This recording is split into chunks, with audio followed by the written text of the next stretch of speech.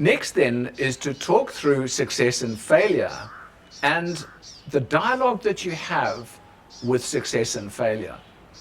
And the dialogue that you have with success and failure is very often driven, much like the dialogue for money and the dialogue for relationships, it's driven by a background that you have given largely from your family, school, friends environment, and what is believed in those environments about what success is and what failure is.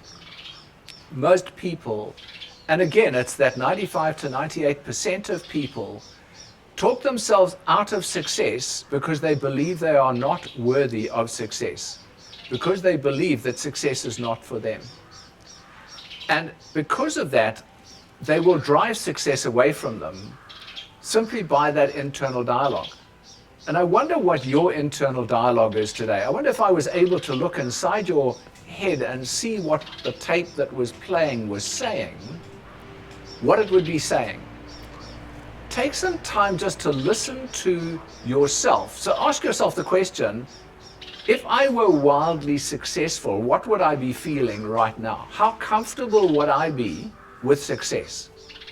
If you would feel uncomfortable with success, then this is now where we need to start doing some work, because you are essentially driving success away from yourself now as you do that. And it's based on that internal dialogue. So the first thing is, let's look at getting to a point where success is not a threat.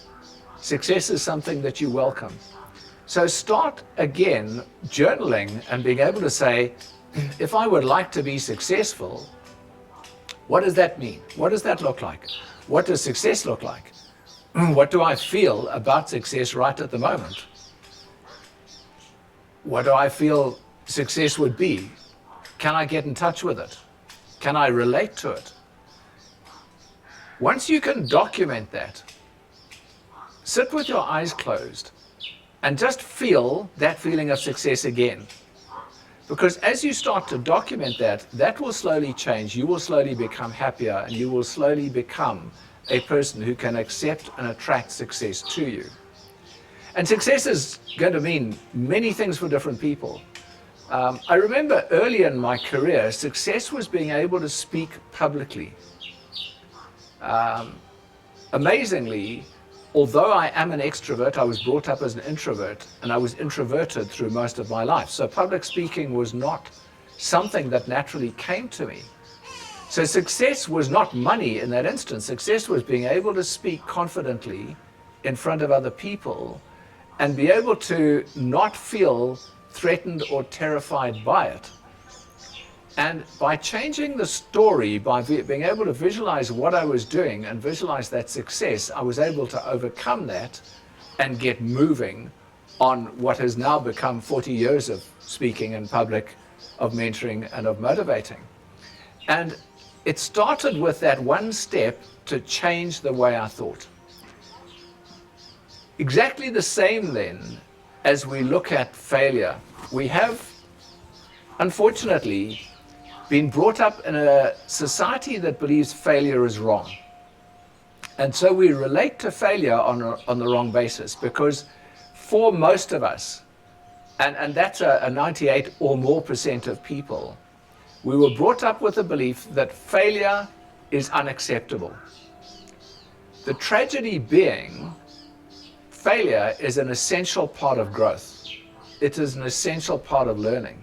Without failure, you cannot succeed.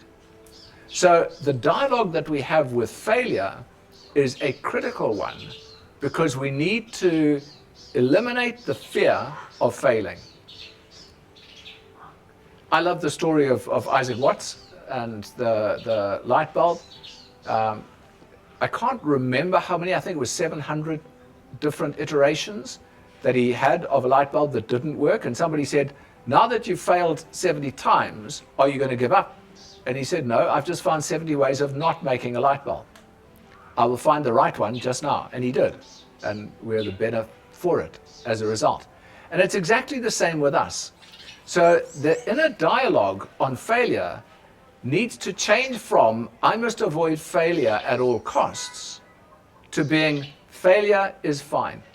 if I fail, it does not mean that I am a failure. And that is where we've got to now put the disconnect, because for most of us, we're brought up with a dialogue that goes, if I fail, I am a failure.